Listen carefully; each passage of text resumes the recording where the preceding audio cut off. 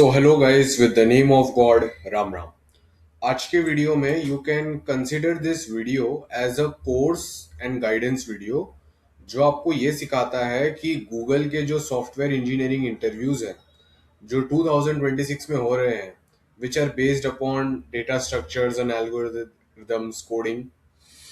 तो उन इंटरव्यूज को कैसे क्रैक करना है और उसके अंदर जो कोडिंग क्वेश्चंस पूछे जाते हैं उनको कैसे सॉल्व करना है, that we are going to discuss in this video and how. Hi everyone, this is Yashasvi.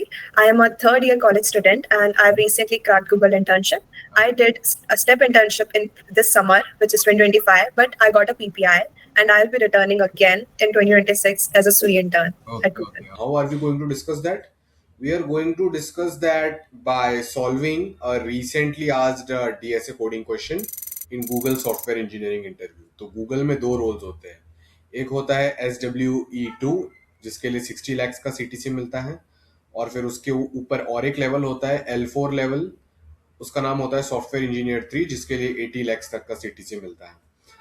तो जो 2026 और जो 2027 के ग्रेजुएट्स हैं वो गूगल SWE2 रोल के लिए ट्राई कर रहे हैं, और जो उसके पहले के ग्रेजुएट्स हैं 2025, 2024, 3, 2, 1 वो SWE3 रोल्स के लिए ट्राई कर रहा है। तो 60 to 80 lakhs का CTC इजीली मिल सकता है।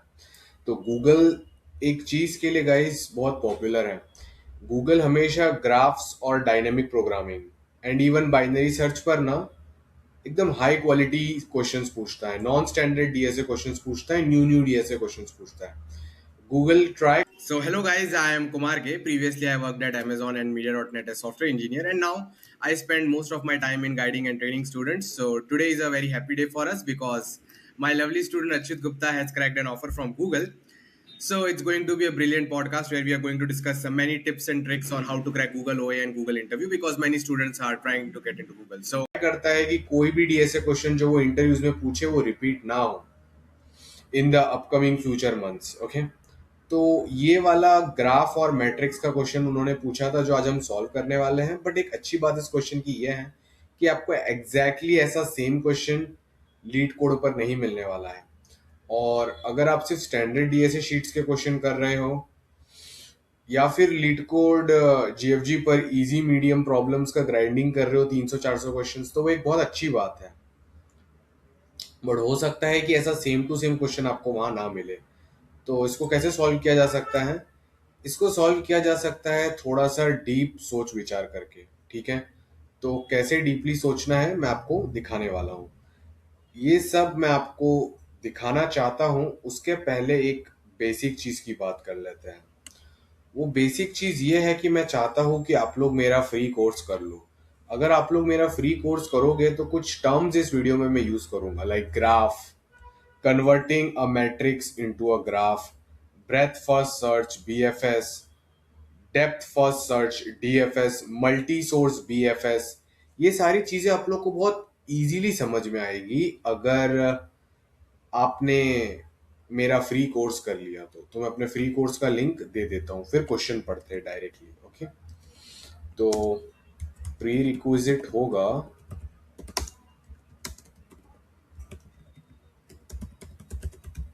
videsiqna.in, do graph part of it।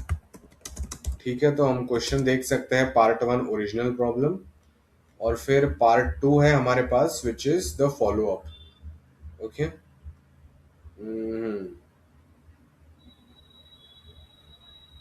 ठीक है। अब गाइस ये कोर्स से आप इसका ग्राफ का पार्ट कर लेना, बहुत अच्छे लेवल पर ग्राफ आपको समझ आ जाएगा, आप न्यू क्वेश्चंस करने के भी एबल बन जाओगे एक तरीके से। ठीक है, सो गाइस क्वेश्चन ये बोल रहा है कि आपको एक मैट्रिक्स दे रखा है, मैट्रिक्स में कुछ सोर्स सेल्स है, कुछ टारगेट सेल्स है और कुछ ब्लॉकर सेल्स है। हमको बताना है कि मिनिमम कितने सेकंड्स लगेंगे कि सोर्स सेल से टारगेट सेल पर रीच किया जाए। अब इस क्वेश्चन के हार्डर वर्जन्स भी हैं, पहले सबसे इजी और बेसिक वर्जन की बात कर लेते हैं। ठीक है, तो ये वीडियोस आप पार्ट में डिवाइड कर करके देख सकते हो। ठीक है, हो सका तो मैं टाइम स्टैम्प भी ऐड कर दूंगा। तो सबसे पहले एकदम इजी वर्जन की बात करते हैं जो मोस्ट ऑफ द बच्चों को समझ आएगा। आप बिगिनर हो फिर भी आपको समझ आएगा, और इंटरमीडिएट एडवांस्ड जो बच्चे हैं उनको भी ये वीडियो एंड तक देखना है, ठीक है। So let's start with the video with the name of God. Ram Ram. तो गाइस क्वेश्चन हमको ये बोल रहा है कि एक मैट्रिक्स दिया हुआ है, तो चलो एक मैट्रिक्स का डायग्राम बना देते हैं। ठीक है, एक ऐसा मैट्रिक्स दिया हुआ है, इसमें कुछ कुछ सेल्स ब्लॉक्ड है और कुछ कुछ सेल्स ब्लॉक्ड नहीं है। और एक सोर्स सेल समझ लेते हैं इजी वर्जन के लिए, समझ लेते हैं कि एक सोर्स सेल है और एक टारगेट सेल है। ठीक है, धीरे धीरे वर्जन को डिफिकल्ट करते चले जाएंगे। ओके गाइस, और कुछ कुछ एम्प्टी सेल्स है, कुछ कुछ ब्लॉक सेल है। समझो ये सोर्स सेल है और ये है आपका टारगेट सेल। ठीक है, तो ऐसे बहुत सारे सेल्स है जहां ट्रेवल कर सकते हो। आप कहीं भी ट्रेवलिंग चालू करो, आप अप डाउन लेफ्ट राइट जहां जाना है आप जा सकते हो इस मैट्रिक्स के अंदर। कुछ कुछ सेल्स ब्लॉक्ड भी है, तो ये पूछ रहे हैं अगर आप एस से चालू करोगे तो टी को पहुंचने में मिनिमम कितने सेकंड लगेंगे। तो इसका सोल्यूशन क्या होगा?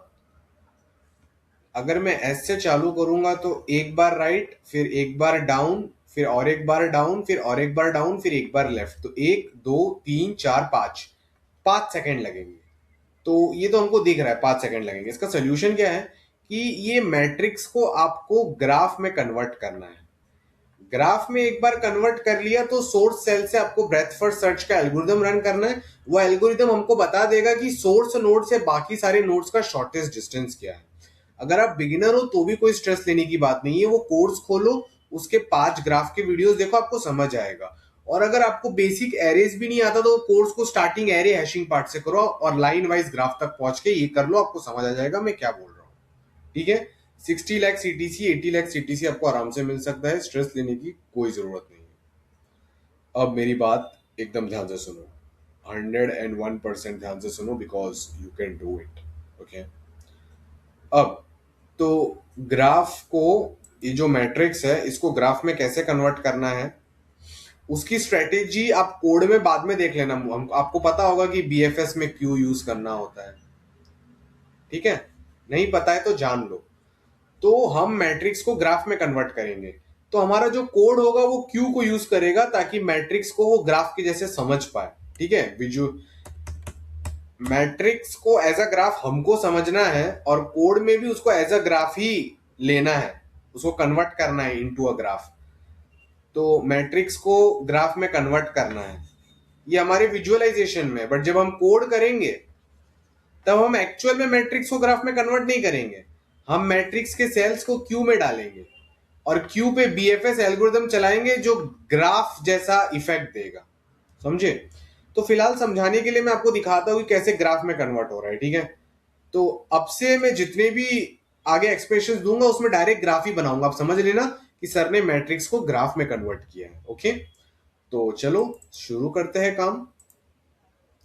तो अगर इसी को मैं ग्राफ में कन्वर्ट करता तो क्या होता, हर node left right up down चारों साइड से कनेक्टेड है, तो चारों साइड से एजेस होती है और जो सेल है उसको नोड बना देते। तो कैसा दिखता है ये ग्राफ में कन्वर्ट होने के बाद ऐसा दिखता है। ठीक है, ये प्रॉब्लम बहुत इजी होती, कोई टफ चीज नहीं होती इसके अंदर। ठीक है, इजीली सॉल्वेबल।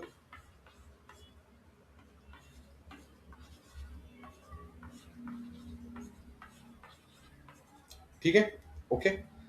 तो अब क्या होता है इसमें, ये एस होता, ये टी होता, और जो ब्लॉकर सेल्स है उनको क्रॉस मार्क कर देते। ठीक है, अब क्या करते हैं आप बीएफएस करते फ्रॉम दिस सेल एस।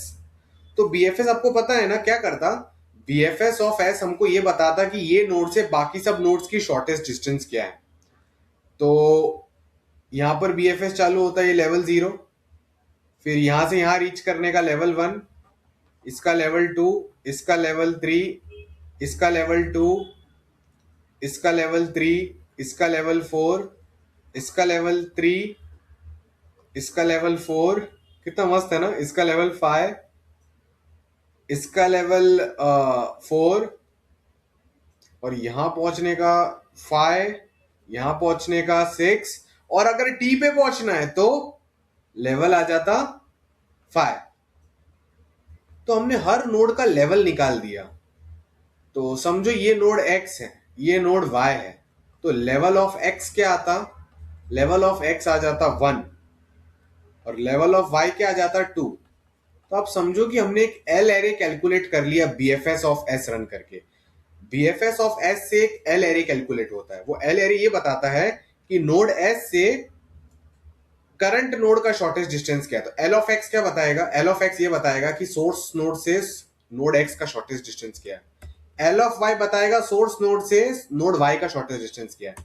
तो अगर हमने एल एरे सारे नोड्स के लिए कैलकुलेट कर ले तो फाइनल आंसर क्या होगा? L of T. L of T हमको ये बताएगा कि सोर्स नोड से टारगेट नोड का शॉर्टेस्ट डिस्टेंस क्या है। आप लोग में से बहुत लोग को ये कंसेप्ट पता होंगे, नहीं पता तो मेरा प्री रिक्विजिट कोर्स करना है, ठीक है। अब क्या करना है, देखो मैं आपको एक सच बात बताता हूँ, लाइफ में कोई भी चीज का ज्यादा स्ट्रेस लेने की जरूरत ही नहीं है। हर चीज वर्कआउट हो जाती है 101% केसेस में, मेरी बात का याद रखना, ठीक है। अब एल ऑफ टी, तो ये तो हो गया, प्रॉब्लम सॉल्व हो गया। अब रियल क्वेश्चन में क्या बोल रहे हैं ना कि वो मल्टीपल सोर्स नोड्स हो सकते हैं, मल्टीपल सोर्स नोड्स हो सकते हैं। बट चलो एक नॉर्मल वर्जन लेते हैं पहले। नॉर्मल वर्जन में क्या होगा? सोर्स नोड अभी भी एक है बट टी नोड्स मल्टीपल हो सकते हैं, क्वेश्चन ये बोल रहा है। तो देखो इसका सोल्यूशन एकदम इजी अभी सॉल्व हो जाएगा। मतलब बहुत सारे टारगेट नोड्स हैं, तो अभी कैसे पता चलेगा कि सर अभी क्या मिनिमम आंसर आएगा? मैं आप लोग को समझाता हूं, स्ट्रेस लेने की बिल्कुल भी जरूरत नहीं है, ओके। तो एक ग्राफ बना देता हूं ताकि आपको अच्छे से पता चले। तो समझो ये सोर्स नोड है। अब गाइस मैं बार बार मैट्रिक्स नहीं बना रहा, आप समझो कि मैंने मैट्रिक्स को ग्राफ में कन्वर्ट किया, ठीक है, ठीक है। ये एक टारगेट नोड है T1, ऐसे कितने भी हजारों हजारों टारगेट नोड्स हो सकते हैं, ठीक है। फिर आप ले लो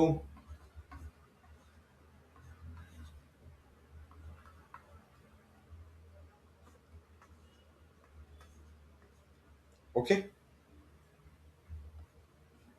अब अगर, और ये है T2, ठीक है। अब अगर आपको कोई बोले कि बताओ सोर्स नोड से टारगेट नोड का शॉर्टेस्ट पाथ क्या है, आप फिर से बीएफएस ऑफ एस करेंगे। बीएफएस ऑफ एस करेंगे तो एल ऑफ T1 क्या आएगा और एल ऑफ T2 क्या आएगा, आप लोग को मुझे बताना है गूगल चैट में विद द बाइसेप फ्लेक्स, ताकि मुझे पता चले कि कितने बच्चे लोग पढ़ाई का वीडियो इतना ध्यान से यहां तक देख पाए थे। अगर 12 मिनट तक देख पाए हो तो आप 60 to 80 लाइक्स डिजर्व करते हो, क्योंकि जो मोस्ट ऑफ द आपके पीयर्स है वो पढ़ाई की वीडियो यहां तक नहीं देख सकते। अगर आप देख पा रहे हो मतलब यू आर ट्रूली स्पेशल। तो प्लीज कमेंट्स में बताना टाइम स्टैम्प के साथ, सबको हार्ट मिलेगा। जो सबसे पहले बताएगा एल ऑफ T1 और एल ऑफ T2 की वैल्यू कमेंट्स में, वो पिन भी हो जाएगा, ओके। मुझे भी जानना है कितने लोग एकदम फोकस्ड है।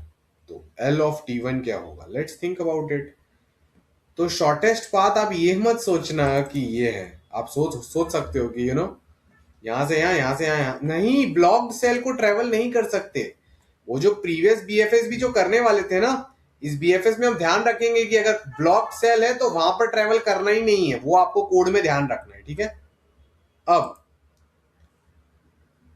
शॉर्टेस्ट लेंथ टू T1 क्या आएगा, यहां से यहां 1 2 3 4 5, 5 में T2 पहुंच गया, फिर 6 7 8, 8 में ये ऐसे करके T1 पहुंचेगा। T2 पहुंचेगा 5 सेकंड में, T1 पहुंचेगा 8 सेकंड में। तो फाइनल आंसर क्या होगा? क्वेश्चन बोल रहा है final answer is nothing but max of L of T1 comma L of T2। मतलब जो आपका सोर्स नोड है ना, उस नोड से जितने भी टारगेट नोड है सबका शॉर्टेस्ट डिस्टेंस निकाल लो। वो तो एक ही बार बीएफएस ऑफ एस चालू करूंगा तो हो जाएगा। वो time complexity O of n plus m लगे, n इंटू m लगेगा, क्योंकि टोटल नंबर ऑफ नोड्स कितने हो सकते हैं, n इंटू m नोड्स हो सकते हैं। हाँ, सेल्स कितने मैट्रिक्स में, n इंटू m, तो उनको ग्राफ में कन्वर्ट करेंगे तो n इंटू m सेल्स होंगे ग्राफ में। और एजेस कितने होंगे, 4 इंटू एन इंटू एम, क्योंकि हर नोड से 1 एज 2 एज 3 4 एज जैसे ऊपर निकल रहा है, तो 2 इंटू या 3 इंटू एन इंटू एम के इर्द गिर्द एजेस होंगे, तो एन इंटू एम का टाइम कॉम्प्लेक्सिटी मोटा मोटी आएगा। तो ये क्वेश्चन क्या बोल रहा है कि कितने सेकंड्स लगेंगे कि हर टारगेट को रीच हो जाए। तो ऑब्वियसली T2 5 सेकंड में रीच हो सकता है, इसका मतलब ये नहीं कि क्वेश्चन सॉल्व हो गया। क्योंकि T1 को रीच होने में तो 8 सेकंड लग रहा है ना, तो सोर्स से जो जो टारगेट्स का शॉर्टेस्ट पाथ शॉर्टेस्ट टाइम है उनका मैक्स लो, क्योंकि 8 सेकंड बाद ही आप बोल सकते हो कि सारे टारगेट रीच हो गए। मतलब क्वेश्चन ये बोल रहा था कि अगर एक सोर्स नोड है और बहुत सारे टारगेट्स हैं, एक सोर्स नोड है और बहुत सारे टारगेट्स हैं, तो कितना मिनिमम टाइम लगेगा कि सारे टारगेट्स रीच कर जाए। तो तुम हर टारगेट का शॉर्टेस्ट टाइम निकाल दो ना।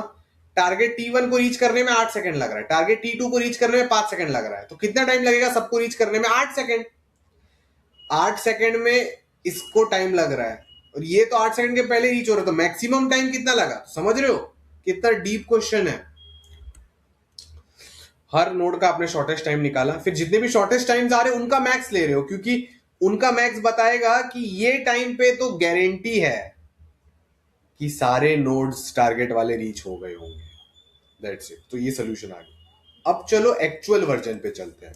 एक्चुअल वर्जन बहुत मजेदार है। मल्टी सोर्स बीएफएस करना, you guys are right. Actual version ये बोल रहा है कि एस नोड्स भी मल्टीपल है, ओहो ओहो, और बोल रहा है कि टी नोड्स भी मल्टीपल है, ओहो ओहो। तो इसमें क्या किया जाए? सोचने वाली बात है। कुछ नहीं करना है, इंजॉय करना है, क्योंकि लाइफ तो सिर्फ इंजॉयमेंट के लिए बनी है।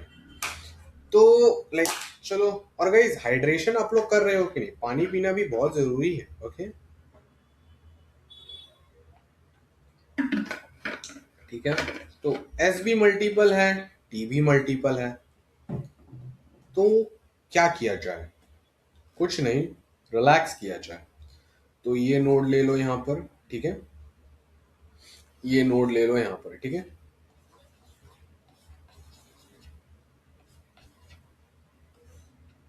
इसको T1 मान लेते हैं और इसको मान लेते हैं T2।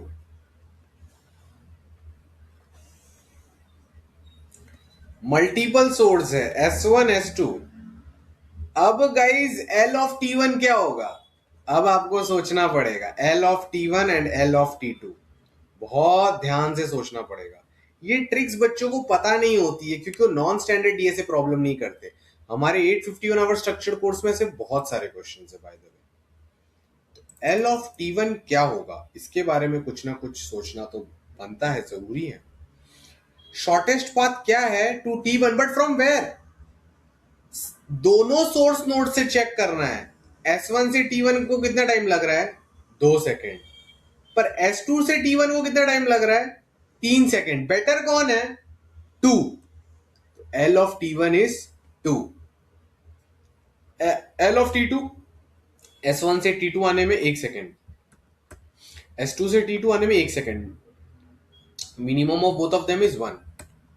और फाइनल आंसर क्या होगा? इन दोनों का मैक्सिमम। आपको पता ही है, हर टारगेट का शॉर्टेस्ट डिस्टेंस निकालने के बाद उन सब का जो मैक्सिमम आया वो ले लो, 2। That is the answer. But बात यह है कि इसका सोल्यूशन क्या है? इसका सोल्यूशन का टाइम कॉम्प्लेक्सिटी बहुत बढ़ जाएगा। क्यों? पहले आप BFS ऑफ S1 करोगे। BFS ऑफ S1 बताएगा कि S1 से T1 का शॉर्टेस्ट डिस्टेंस क्या है, इसका शॉर्टेस्ट डिस्टेंस क्या है। फिर आप क्या करोगे? फिर आप करोगे BFS ऑफ S2। वो बताएगा S2 से इसका शॉर्टेस्ट डिस्टेंस क्या है, S2 से इसका शॉर्टेस्ट डिस्टेंस क्या है। फिर जब हमको पता चल जाएंगे कि T1 के ये दो दो शॉर्टेस्ट डिस्टेंसेस है, उन दोनों का मिनिमम कौन है? वो है L ऑफ T1। तो ऐसे दो दो L एरे कैलकुलेट होंगे, उन दोनों L एरे का हर टारगेट नोड के लिए मिनिमम निकालेंगे तो एक्चुअल L आएगा। समझे? तो गाइज, टाइम कॉम्प्लेक्सिटी बढ़ जाएगी क्योंकि अब इतनी बार BFS का एल्गोरिथम करोगे। BFS का एल्गोरिथम करने में n इंटू m टाइम जाता है। समझो, S1 यहां पर, S2 यहां पर, ऐसे करते करते समझो जितना भी बड़ा ग्राफ है इसके अंदर ये ले लो, T1 ले लो, T2 ले लो, T3 ले लो। ग्राफ के एग्जैक्टली चीजें नहीं बता रहा, बट जब मैट्रिक्स को ग्राफ में कन्वर्ट कर रहा है ऐसा दिख रहा है। तो मुझे क्या निकालना है? मुझे L ऑफ T1 निकालना है, मुझे L ऑफ T2 निकालना है, मुझे L ऑफ T3 निकालना है। ठीक है, तो सबसे पहले मैं क्या करूंगा? BFS ऑफ S1 करूंगा। वो क्या करेगा? वो यहां से एल्गोरिथम चालू करेगा और S1 से दूसरे सारे नोड्स, इवन सोर्स नोड्स, सबका शॉर्टेस्ट डिस्टेंस निकाल देगा कि S1 से T1 जाने का सबसे छोटा रास्ता ये और L of T1, L of T2, L of T3 update हो जाएंगे।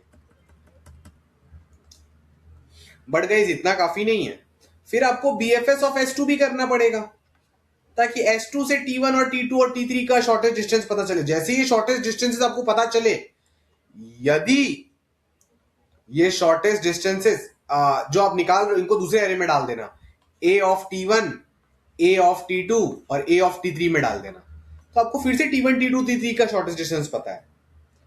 बट कंपेयर करो, क्या वो L ऑफ T1 से A ऑफ T1 छोटा है, तो L ऑफ T1 की वैल्यू इससे रिप्लेस कर दो।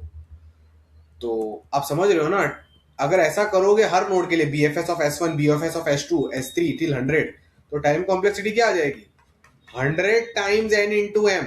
एक बार BFS करने का n इंटू एम टाइम लगता है। 100 सोर्स नोड है तो 100 बार BFS करोगे पूरे ग्राफ पे, 100 इंटू n इंटू एम। हो सकता है बहुत सारे हो तो 1000 into n into M. Time complexity, total number of operation फट रहा है। तो बेसिकली अब हम क्या कैलकुलेट कर रहे हैं, for any target node T1। अब L ऑफ T1 का डेफिनेशन क्या है? नेक्स्ट बाइसेप फ्लेक्स के साथ, डबल बाइसेप फ्लेक्स के साथ आप लोग को मुझे बताना है। अभी L ऑफ T1 का डेफिनेशन क्या है? अभी L ऑफ T1 का डेफिनेशन ये है कि shortest distance to T1 from any source node.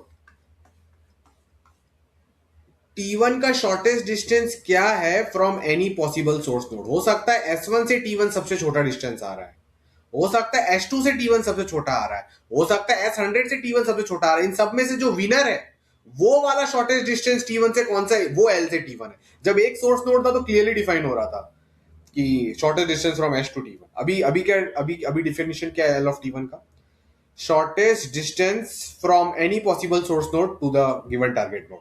कि कोई ना कोई एक इसमें सोर्स नोड होगा जो T1 के एकदम पास में होगा, तो सारे L ऑफ T निकलेंगे, उनका मैक्सिमम आंसर निकाल देंगे, दैट्स इट। तो हमने वर्जन 1 क्वेश्चन का सॉल्व कर लिया। तो इसको ऑप्टिमाइज कैसे करेंगे? मल्टी सोर्स BFS, ये एक बहुत भारी वर्कम ट्रिक होती है। अब हर जगह से BFS करेंगे तो बहुत टाइम जा रहा है, तो ट्रिक क्या है?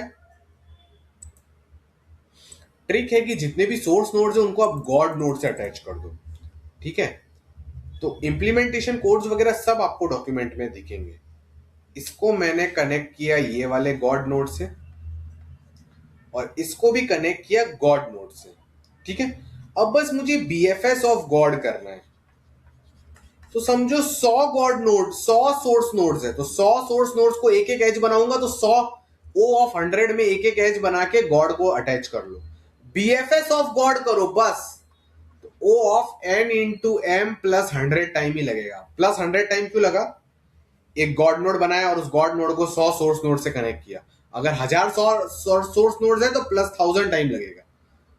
तो सोर्स नोड्स लिमिटेड ही होंगे, ठीक है ना? n into M source nodes worst case में, तो n into M plus n into M which is 2 into n into M.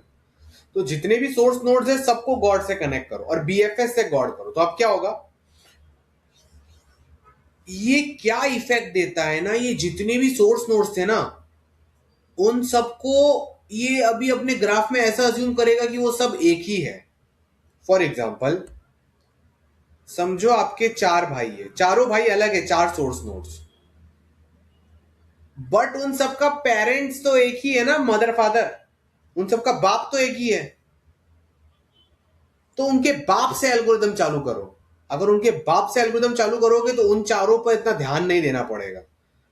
तो क्या होता है कि फिर सिर्फ एक ही बार BFS करना पड़ता है, BFS ऑफ गॉड। अब BFS ऑफ गॉड में क्या होगा मैं आपको दिखाता हूं, कैसे इमीडिएटली सॉल्व हो जाएगा बताता हूं।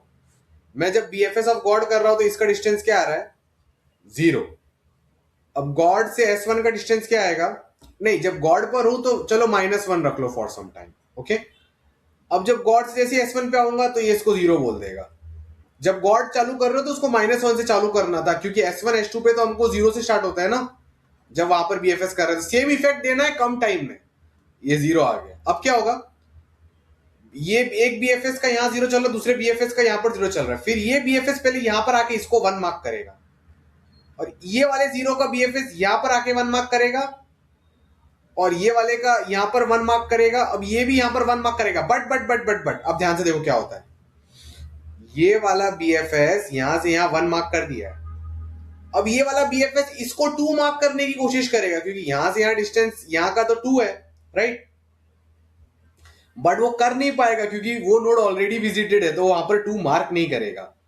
पर अगर मैं नॉर्मल BFS वाया S1 करता तो क्या होता? अगर मैं नॉर्मल BFS वाया S1 करता तो मैं ये 1 मार्क होता, ये 2 मार्क होता, ये 3 मार्क होता, ये ऐसा ऐसा मार्क होता। क्यों? क्योंकि वो नोड्स पहले विजिटेड नहीं है।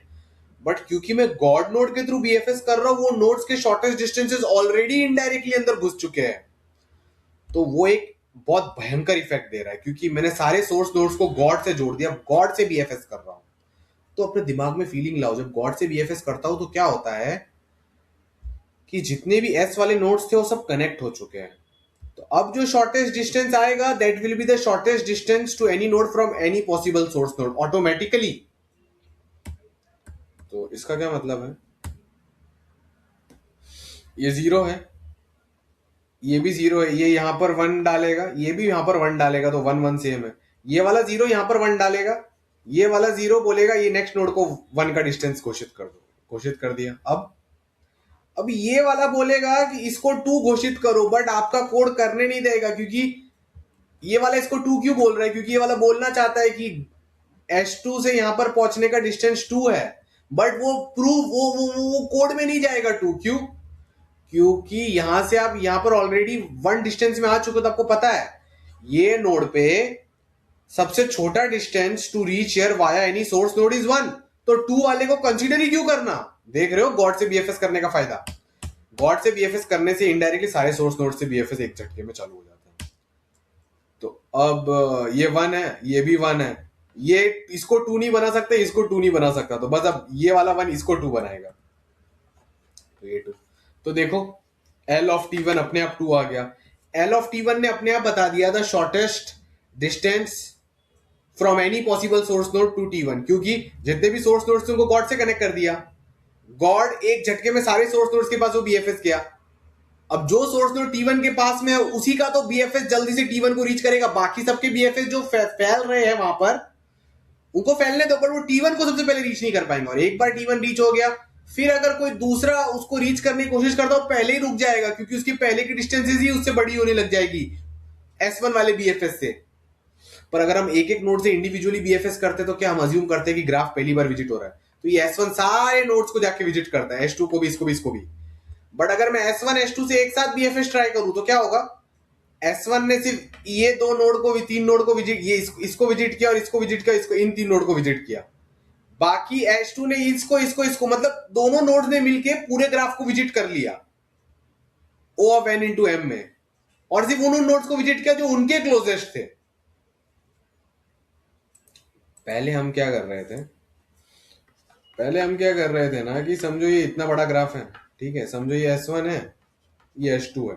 तो पहले क्या हो रहा था, जब आप BFS ऑफ S1 करते हो ना, BFS ऑफ S1 जब आप करते हो ना, तो आप 1 2 3 4 5 6, आप 6 नोड विजिट कर रहे थे। कितने? 6 नोड विजिट कर रहे थे। और BFS ऑफ S2 में भी आप 6 नोड विजिट कर रहे थे। अब यहां से चालू करो तो एक पहले ये, फिर ये दोनों दूसरे लेवल पे, ये दोनों तीसरे लेवल पे, फिर ये चौथे लेवल, 6 नोड, ठीक है। तो 6 और 6 12 नोड विजिट हो रहे थे। तो O of 2 into N into M time लग रहा था। वैसे अगर 1000 सोर्स नोड होते तो 1000 into N into M। But अगर मैं BFS ऑफ गॉड करूंगा ना, तो टोटल नोड विजिटेड भी 6 ही होगा। मतलब जितने टोटल नोड्स है N इंटू M नोड्स, उतना ही टाइम लगेगा। क्यों? क्योंकि इन दोनों को गॉड से कनेक्ट कर दिया। अब भगवान को अगर -1 समझो, वैसे भगवान चलेगा -1, यहाँ भगवान इज वेरी स्ट्रॉन्ग। यहाँ पर 0 0, ये दोनों नोड विजिट हो गए। फिर यहाँ से एक BFS चल रहा है, यहाँ से एक BFS चल रहा है। ये BFS इसको लेवल 1 मानेगा, ये BFS इसको लेवल 1 मानेगा। फिर ये वाला BFS इसको लेवल 2 मानेगा, ये वाला BFS इसको जैसे लेवल 2 मान लिया, तो अब ये इसका 1 को 2 को वो लेगा ही नहीं, बोलेगा तो सेम है, और ये नोड ऑलरेडी विजिटेड है, तो बस 6 नोड विजिट होगी, दोनों BFS रुक जाएंगे। दोनों BFS क्योंकि एक साथ चालू हुए थे, तो भी इन्होंने 6 नोड्स विजिट किया था। आपको देख रहा है इफेक्ट कितना ऑप्टिमाइजेशन होगा। तो हमने ये क्वेश्चन को भी N इंटू M में सॉल्व कर लिया रफली। अब गाइस फाइनल वर्जन की ओर चलते हैं। फाइनल वर्जन हमको क्या बोलता है? जो फाइनल वर्जन हमको बोल रहा है वो सच्ची में बहुत इंपॉर्टेंट है गाइस। एक्चुअली अगर ध्यान से देखा जाए तो फाइनल वर्जन ये कह रहा है कि कोई भी एक ब्लॉक्ड सेल को आप रिमूव करो, और फाइनल आंसर को और छोटा करने की कोशिश करो। तो ये थोड़ा भयंकर चीज हो गई है। कोई नहीं, मैं आपको दिखाता हूं। तो ऑब्वियसली हम हर एक ब्लॉक सेल को रिमूव करके देख सकते हैं क्या होगा, राइट। तो मैं आपको एक शॉर्ट में दिखा देता हूं, समझो। सोर्स सेल भी मल्टीपल है, बट आप समझ जाना जितने भी सोर्स सेल है उनको गॉड से कनेक्ट करो तो सारे सोर्स सेल एक जैसे दिखेंगे। पर इस केस में उन्होंने बोला है कि टारगेट सेल सिर्फ दो ही हो सकते हैं।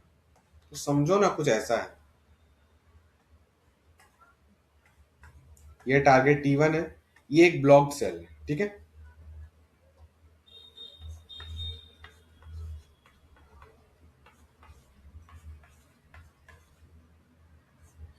तो आपको पता है कि इस ग्राफ के अंदर shortest distance to T1 from any source node is 1 2 3 4 5 6 7 8 है। और L ऑफ T2 क्या है? 1 2 3 4। तो मैक्स ऑफ दिस क्या आ रहा है? 8। मतलब 8 सेकंड में हर नोड रीच हो ही जाएगा, कहीं ना हर हर बंदा टच हो ही जाएगा if the travelling starts from source node. इस आंसर को डिक्रीज करना है by removing any one blocker node. अब मैं एग्जांपल में एक ब्लॉकर नोड दिखा रहा हूं, रियल में कितने भी ब्लॉकर नोड हो सकता है। तो अगर मैंने ये ब्लॉकर नोड को रिमूव कर लिया तो क्या होगा? एल ऑफ T2 तो अभी भी 4 ही रहेगा, बट एल ऑफ T1 अब 1 2 3, पहले उधर जा नहीं पा रहे, उधर ब्लॉक था। 4 4 सेकंड में T1 पे पहुंच सकता हूं। एल ऑफ T1 अब क्या बन गया है? 4। 4 और 4 का मैक्स क्या आएगा? 4। तो आंसर 4 हो गया। तो अब हम ये इसको एफिशिएंटली कैसे करेंगे, सोचते हैं। समझो एक ग्राफ है, मल्टीपल सोर्स नोड, ठीक है। टारगेट नोड्स दो ही है, ठीक है। और समझो बहुत सारे ब्लॉकर नोड्स है, एक B2 ब्लॉकर नोड भी है और एक B1 ब्लॉकर नोड है और एक बहुत बड़ा ग्राफ है, ठीक है। ये कैसे कनेक्टेड है एग्जैक्टली नहीं दिखा रहा, बट आप समझो। बिना कोई ब्लॉकर, पहले हम अज्यूम करेंगे कि सब कुछ ब्लॉक्ड है, तो आंसर क्या आता है? Max of L of T1 comma L of T2, ठीक है। अब मुझे कैसे पता चलेगा कि इस लाइफ में क्या होगा अगर मैंने वो ब्लॉकर नोड को खोल दिया? अगर मैंने ये ब्लॉकर नोड को खोल दिया, समझो ये नोड X है, अभी खोला नहीं है, मैं सिर्फ देखना चाहता हूं। अगर मैं ये ब्लॉकर नोड को खोलूं तो आंसर क्या आएगा? इफ B1 वाले ब्लॉकर नोड को मैं खोलूं तो आंसर क्या आएगा? ये कैसे चेक हो सकता है? पहले मुझे शॉर्टेस्ट डिस्टेंस कैलकुलेट करनी पड़ेगी S1 S2 दोनों की B1 नोड से। तो ये डिस्टेंस क्या होगी? ये L ऑफ B1 होगी, क्योंकि L ऑफ B1 मुझको ये बताएगा ना, क्या? L ऑफ B1 मुझे ये बताएगा कि S1 S2 से शॉर्टेस्ट डिस्टेंस B1 का क्या है। वो मैंने प्री कैलकुलेट करके रखा हुआ है। ऑब्वियसली प्री कैलकुलेट करते वक्त मैंने B1 को इग्नोर कर दिया होगा, बट अभी ब्लॉकर नोड्स की भी शॉर्टेस्ट डिस्टेंस निकालनी पड़ेगी। तो L ऑफ B1 में मैं पहुंच जाऊंगा वहां से वहां। अब दो डिस्टेंसेस है, B1 से T1 पहुंचने का शॉर्टेस्ट डिस्टेंस कैसे निकालोगे? रिवर्स BFS करूंगा मैं BFS, एक तो मैंने BFS ऑफ गॉड कर लिया, अब मैं करूंगा BFS ऑफ T1। टारगेट वाले नोड से BFS करूंगा और शॉर्टेस्ट डिस्टेंस निकाल दूंगा T1 से लेके B1 का। तो shortest distance of T1 to B1 को S of T1 to B1 लिख लेते हैं। तो इन दोनों नोड से सबसे possible shortest distance to B1 ये जो है वो तो L ऑफ B1 है प्री कैलकुलेटेड, और B1 से अगर मेरे को T1 का शॉर्टेस्ट डिस्टेंस निकालना है तो T1 से BFS करो, तो S of T1 comma B1 आ गया। तो ये जो डिस्टेंस है ये क्या है? ये आपकी new possible L of T1 है। New possible L of T1 तो यही होगा। और new possible L of T2 क्या होगा? और T2 से BFS करो।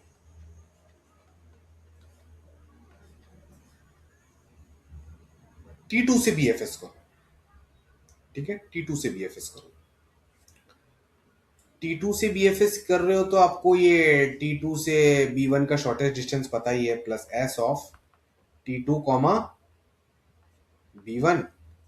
और ये S1 S2 से कहीं से भी अगर चालू करो तो B1 तक जाने का शॉर्टेस्ट तरीका L ऑफ B1। अब ये क्या है, new possible L of T2, मतलब अगर मैंने B1 नोड को खोल दिया तो L ऑफ T1 और L ऑफ T2 की वैल्यूज ऐसे बदल जाएंगी। बट आपको एक चीज का ध्यान रखना है। क्या ध्यान रखना है? मैं खुद को थोड़ा छोटा कर लेता हूं। समझो विद ब्लॉकर्स, अगर मैं कोई भी ब्लॉकर ना निकालू, with blockers L of T1 समझो 10 आ रहा है। L ऑफ T1 क्या आ रहा है? 10 आ रहा है। मतलब अगर ये ब्लॉकर यहां पर है तो हो सकता है कि कोई दूसरा रास्ता है जो ब्लॉकर के थ्रू नहीं जाता, S1 S2 का कहीं से चालू होता है गॉड नोड से, और वो T1 को रीच कर देता है 10 सेकंड में। कितने सेकंड में रीच कर देता है? 10 सेकंड में। अब मैं जब ब्लॉकर को हटा रहा हूं तो मैं जबरदस्ती एक पाथ कंसीडर कर रहा हूं। मैं जबरदस्ती एक पाथ कंसीडर कर रहा हूं, होप कर रहा हूं कि 10 सेकंड से छोटा का एक पाथ आ जाएगा जो S1 S2 ये वाले ब्रैकेट से चालू होके पहले यहां से यहां B1 तक आएगा। क्योंकि B1 को खोला है तो B1 नोड को यूज करके देखना ना बेनिफिट क्या हो रहा है। यहां से B1 तक जाएगा, फिर B1 से T1। और कोई पॉसिबिलिटी नहीं है। अभी आप बोलोगे सर B1 को खोल के क्या हो सकता है कि बिना B1 को यूज करके यहां से यहां के थ्रू शॉर्टेस्ट पाथ हो? हाँ, वो तो ऑलरेडी कैलकुलेट कर लिया है क्योंकि पहले हम अज्यूम कर ही रहे थे B1 ब्लॉक्ड है। बट अगर B1 खोल दिया है तो एक ही पॉसिबिलिटी रह गई, वो वाला पाथ जो B1 के थ्रू पास होता हो और सोर्स से T1 पे जाता हो सकता है वो पाथ 10 सेकंड से कम का हो। अगर ये वाला जो पाथ है L of B1 plus S of T2, समझो ये 2 सेकंड आ गया, ये अगर 2 सेकंड आ गया तो आप L ऑफ T1 को 10 से 2 सेकंड लिख देना, चेंज कर देना इसकी वैल्यू, क्योंकि हमने छोटा पाथ ढूंढ लिया ना। बट हो सकता है अगर आप जबरदस्ती B1 से ट्रेवल कर रहे हो तो हो सकता है समझो 100 सेकंड लग गए, समझो ये प्रोसीजर में 100 सेकंड लग गए, तो L ऑफ T1 10 ही रहेगा क्योंकि एक दूसरा रास्ता है 10 सेकंड का। तो ये वाले पाथ को तभी अच्छा मानना जब ये 10 से भी छोटा है। अगर आपके ऑलरेडी L ऑफ T1 जो आपने पहले से कैलकुलेट कर रखा है without removing any blocker, normal question, उससे बड़ा आ रहा है तो फिर कुछ मत करो, उससे छोटा आ रहा है तो L of T1। Same goes for L of T2। तो B1 के लिए हमने ये आंसर कितने टाइम में कैलकुलेट किया? 3 BFS करना पड़ा, 3 इंटू N इंटू M। तो L ऑफ T1 अपडेट हो जाएगा, L of T1 T2 update हो जाएगा, और फिर उसका मैक्स लेना और देखना क्या हुआ। उसका मैक्स पहले से कम हुआ तो ठीक है, this is one possible answer. तो B1 ब्लॉकर सेल को हटाने से क्या आंसर आता है वो तो हमने देख लिया, O of N into M, 3 into N into M time में। अब आप बोलोगे सर इतने सारे ब्लॉकर सेल से सबके लिए कैसे करूंगा? बाकी सबके आंसर्स O ऑफ 1 में आने वाले हैं। क्यों? समझो कोई दूसरा ब्लॉकर सेल है, ये समझो B2, तो ये दो ही वैल्यूज निकालनी है ना, L ऑफ B2। पर L ऑफ B2 तो हमने ऑलरेडी कैलकुलेट किया, BFS ऑफ गॉड किया, तो उसने S1 और S2 और जितने भी सोर्स सेल्स है उन सबका shortest distance will all other cells पहले कैलकुलेट कर रखा है, which are non source cells. ठीक है, तो L ऑफ B2 तो हमको पता ही है। अब आप बोलोगे sir shortest distance from B2 to T1 और B2 टू T2 कैसे निकालूंगा? आपने ऑलरेडी BFS ऑफ T1 और BFS ऑफ T2 किया। BFS ऑफ T1 यानी T1 वाले सोर्स नोड से बाकी सारे नोड्स का शॉर्टेस्ट पाथ निकाल रखा है, मतलब T1 से B2 भी आपको पता है, और T2 से भी BFS किया, मतलब T2 से बाकी सारे नोड्स का शॉर्टेस्ट पाथ निकाल रखा है। तो T2 से B2 भी आपने कर रखा है, कांग्रेचुलेशंस। तो बस बाकी सब O1 में हो जाएगा, प्रॉब्लम सॉल्व। अब एक स्पेशल केस है, आप ब्लॉकर सेल को थोड़ा ध्यान से एनालाइज करना। हर ब्लॉकर सेल के लिए फॉर्मूला वैलिड नहीं है। क्यों? क्योंकि समझो ये एक ब्लॉकर सेल है, ठीक है। अब मैं आपको एक्चुअल मैट्रिक्स लेके दिखा देता हूं, ठीक है।